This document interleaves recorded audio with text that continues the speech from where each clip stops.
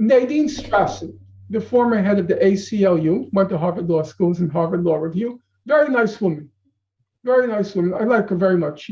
She actually, in her last book, she acknowledged me because I helped her. I was shocked. No one ever mentions my name in books. It's like, red flag to a book. And so she was kind enough. I didn't need it, but I was appreciative. In any case, I invited her once. I used to teach a course at the local library because I wasn't allowed to teach anymore. So I organized a course at night at Grand Army Plaza Library, which is the main library in Brooklyn, New York. And I taught freedom of speech, issues pertaining to freedom of speech. And I invited Nadine Strassen because she was the former chair of the ACLU, and she had just come out with a book on free speech. And she starts going on about how every word out of Barack Obama's mouth is so brilliant, and it's such genius, and I could never disagree with anything. What the fuck is this?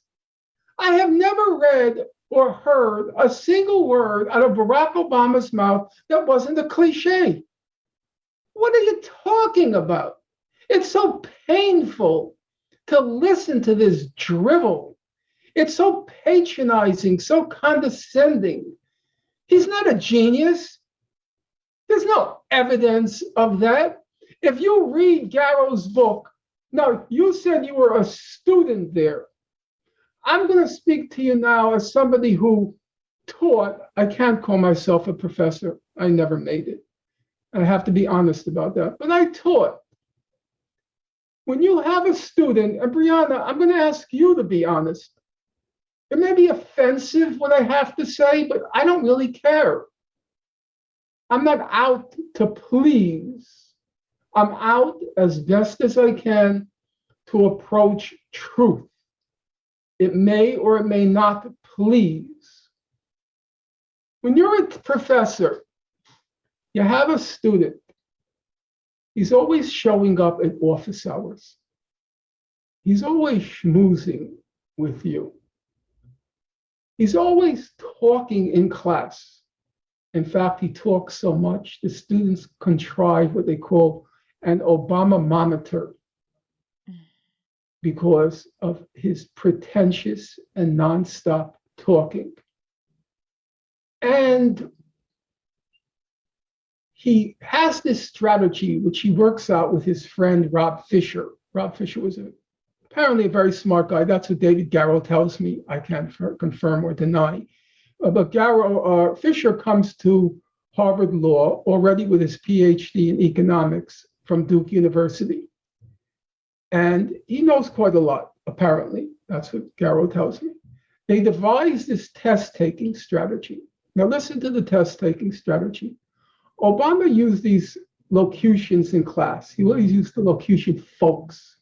We folks, we folks. Mm-hmm. So it was intimately connected with him. And they said they would use these locutions on the exams. So the professor would know who was writing the exam. So you have the schmoozer, you have the talker, you have the person who you know who's great, whose paper you're grading. Mm-hmm. And then, Briahna, you have this liberal Jewish type. When you add up that, I know the pressure that's exerted on you as a professor, not from the outside, it's from the inside. The pressure to give the guy an A. I know it. Ask me if I've done it. Answer, yes, because I have that liberal Jewish bone in my body. But I'm not arguing. I'm saying it's a fake. Right. But I really want to hear you because I feel like you're objecting to me as though I'm making one case, and I'm not saying that at all. So I want to finish my point so that you are not making a case against me that you don't need to make because I agree with you entirely. Okay. The point that I'm making, and you can say, you can do the reality TV thing and say, I'm not here to make friends and I don't care who likes this or reads this or cares, but I have a different project, and your project and my project don't have to be the same project. But I don't see any valor in saying I don't care what people think about X, Y, and Z, because I am a political person, insofar as my political project is communication. I want people to come to a mutual understanding with me so that we can have our eyes open and be aware the next time someone tries to force another Obama down our throat, or the next time Obama comes out of the woodwork to do something like what you write about and I want to get to, derailing Bernie Sanders' 2020 campaign. And so for me, when I read your piece and there are all these really valid criticisms about how we overestimated his rhetorical skill so that he could go on and ultimately throw us under the bus and disguise the extent to which there was no political substance there, I think that is such a crucial point for people to really understand. And many of the anecdotes you described go to setting up and making that point very convincingly. But there's another set of anecdote that I think does not serve that purpose. It just seems more like a generalized attack on his intellect or ability that I think could serve to distract an audience who might be very willing to say, oh yes, this is how Obama pulled the wool over our eyes. Let me get smarter and grow and learn from this experience, to be in a defensive posture. And I say that because I'm someone who certainly has absolutely no love for Barack Obama. But there were, when you read something like the Harvard Law Review anecdote, that's what starts to make it have the veneer of a vendetta and like a personal issue, as opposed to an accounting, which is trying to serve the purpose of illuminating the extent to which Obama was a false flag for progressivism. Do you see what I'm saying? I hear what you're saying. And I've gotten that criticism from other people. I hear what you're saying. Mm-hmm. But I'm going to give you a frank answer. Sure. First of all, I am a political person. I do try to convince. I read a lot. I spent a whole summer. It's my Obama summer. It is. I went to Amazon. I ordered about 15 huge volumes. Mm-hmm. I said, I'll never be able to do this. I'll never be able to do this. I'll never be able to do this. Well, I did it. Mm. So why would I do all that research if I wasn't aiming to convince? I never skim. It's not my style. Mm. I read every word, including the footnotes, appendices, always since I was a kid. I don't know why, because I never had a feeling of fulfillment. If I had a book on the shelf and I want to claim I read it, I had to feel like I read it. Else, if I pointed at someone, I'd feel like I was lying if I said I read it if I hadn't read every word. That's just my style. So of course I'm out to convince. However, what does it mean to convince? I think the Obama phenomenon, I have no interest in Obama as a person. I don't find him very interesting. He likes sports, good for him. Every minute of every day he has free, he's watching ESPN. Good for him, that's his thing. I don't find him interesting. I have no interest, whatever his speeches, well, they're not even his speeches, but quote unquote his speeches. They're just bubblegum.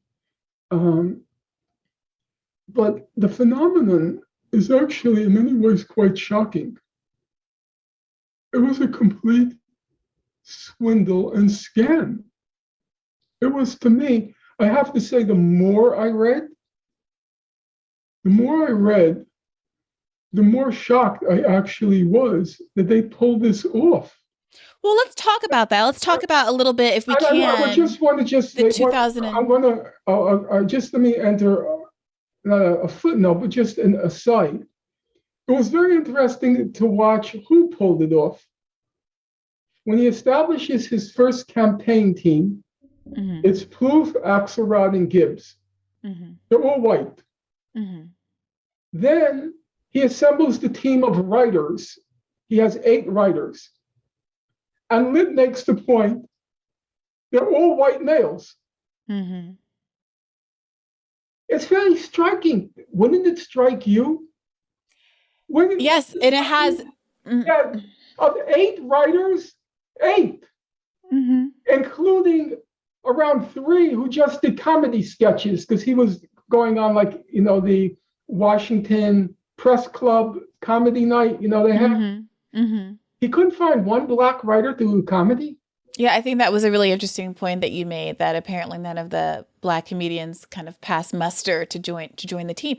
And yes, it's something that people have commented on, and that, as I listen to the kind of Crooked Media podcast family, where a whole lot of people have very lucrative careers now as the host of Pod Save America, et cetera, because they were his speechwriters. And thinking about how none of those opportunities befall any Black people or any women, in part because that's not who Barack Obama chose to keep around him and put words in his mouth. It's really striking. In his inner circle, there were 2 Blacks. Valerie Jarrett, who for all intents and purposes might as well have been white. Well, why do you say that, Professor Finkelstein? Well, first of all, Valerie Jarrett, just physically, let's start with the physically, okay? But that's been never how race operates in America. Okay, let's start there. I didn't say finish there. When her child was born, the hospital administrator put the child down as white. I went to law school with her child, in fact, actually. One of the most notable moments I was very quiet 1L year. She was a year or 2 ahead of me. And one of the most notable moments of my 1L experience was Professor Feldman, who's in the news for other reasons, not so charmingly right now, called on her and called her Mrs. Gray, which is about the biggest impression I ever made on anybody in that class. And she grew up, and actually her mother, when her mother gave birth to her, the administrator put down white. So just at that level. But you're right. That's you can call it a trivial level because we have the 1-drop rule in the United States. Okay. Correct. She had nothing to do with Black people. Why do you say that? Well, because she was the mascot for Richard Daley. When the Richard Daley administration came along in Chicago, he appointed her in every board. She was the head of the Chicago Housing Authority. She was the head of the Chicago Transit Authority. She was the head of the chair of the stock exchange. They just used her for everything. When she was the head of, then she became part of this Habitat company, a private public cooperative. She was a 1-person gentrification machine. So she I think destroyed all the Black neighborhoods in Chicago. But that's different. I challenge the idea that you said, quote, she has nothing to do with Black people. But this is the thing. All I do is sit around critiquing identity politics all day. Because it's a very different. When she is the only representative of Black people in his inner circle. She is the only one, except for Reggie Love. Right, I understand that, but you can't. That is not the same thing. The problem with Valerie Jarrett is that she doesn't have good politics that connect with what the bulk of Black voters want and need. Not because she's light-skinned, right? That's not the issue. And not because of what her personal connection is. No, and it's also not because you said she has nothing to do with Black people. I know nothing about her personal life, who she hangs out with, how she grew up, or how much she has anything to do with Black people. So I'm not disagreeing with the substance of your critique of Valerie Jarrett, but I'm just cautioning you to be careful, especially since you aren't Black, frankly. It's something that's who he chose. It's right. Something. The leading Black intellectual in the United States is, I think, clearly, hands down, it is Cornel West. And it's very striking that Obama couldn't find any place for Cornel West in his administration. That tells me something. It tells me something. But he finds a place for Valerie Jarrett, and the only other person is Reggie Love. And Reggie Love, he was the gopher.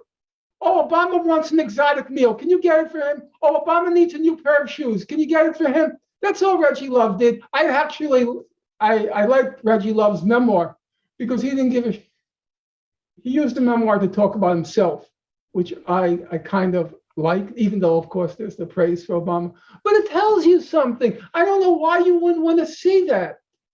That the person he chose was Valerie Jarrett. I don't think that you are hearing what my criticism is. Does it bother you that Valerie Jarrett sings the praises of Al Sharpton?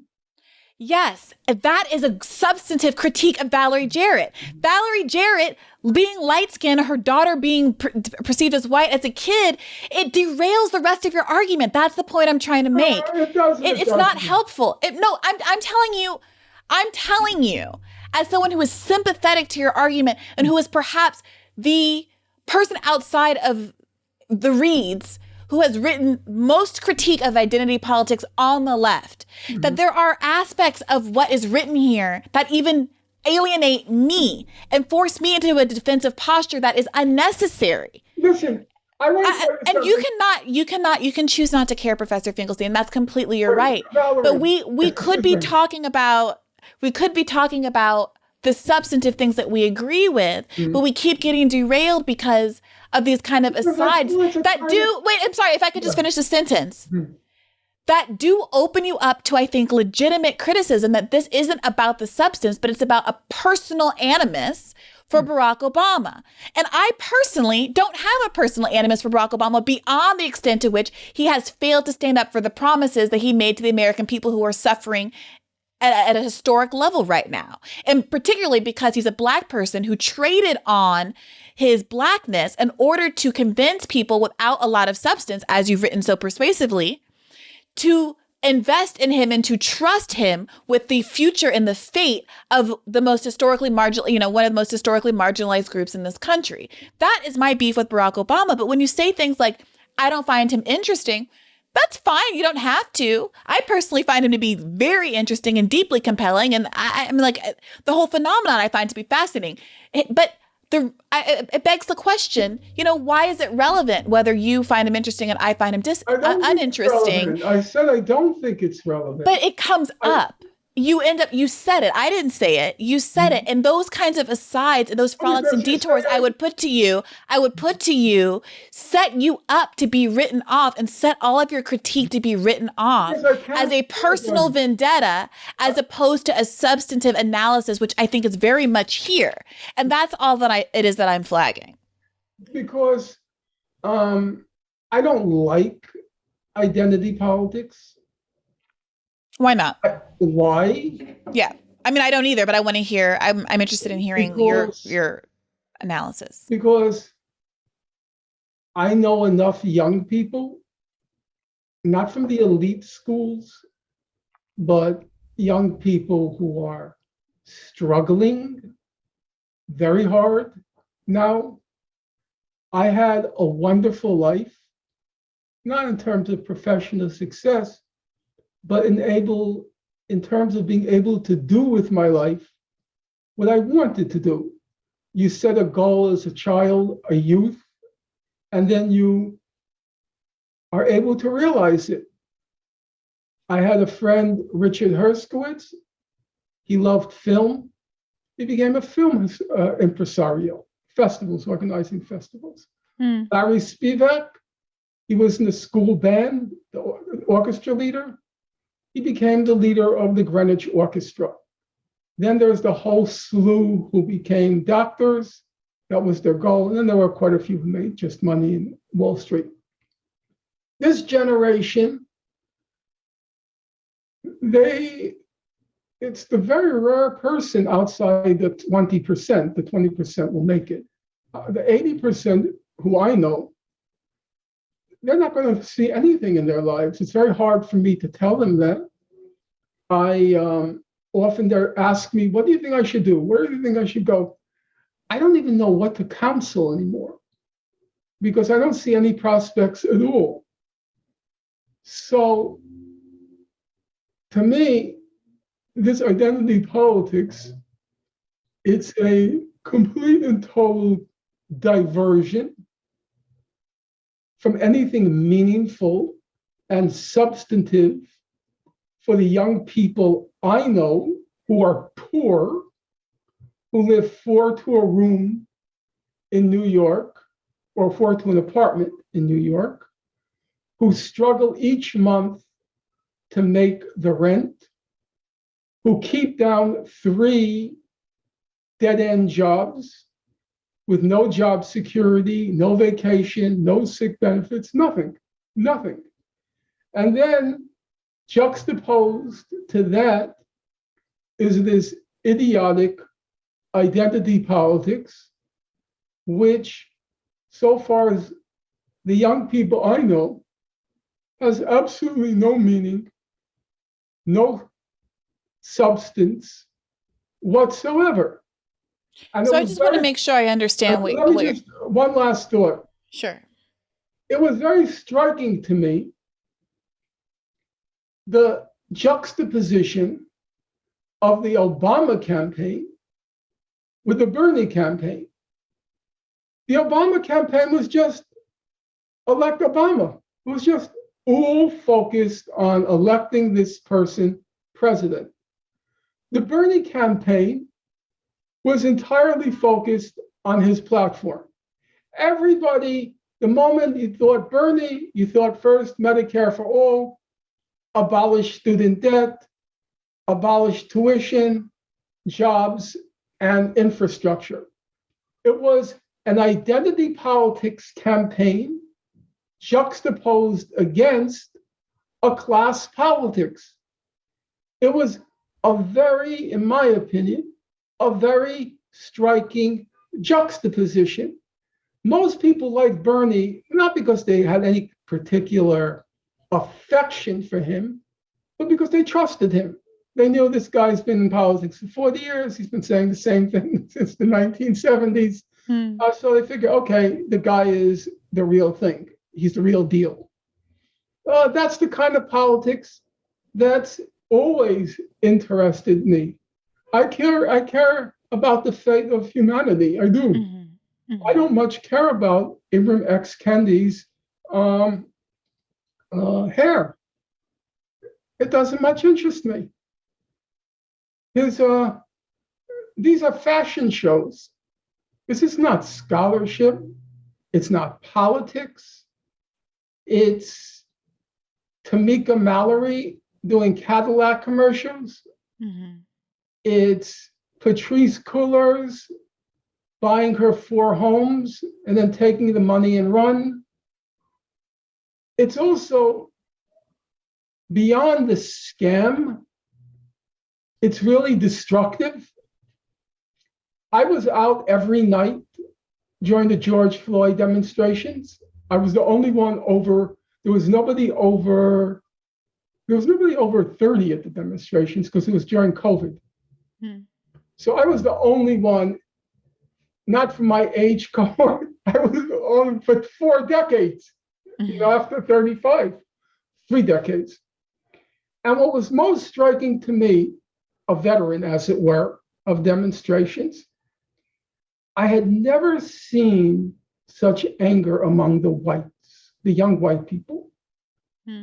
It was not this kind of noblesse oblige solidarity with Black people. No, it was solidarity. However, it was, we're all in this together. And it was very striking.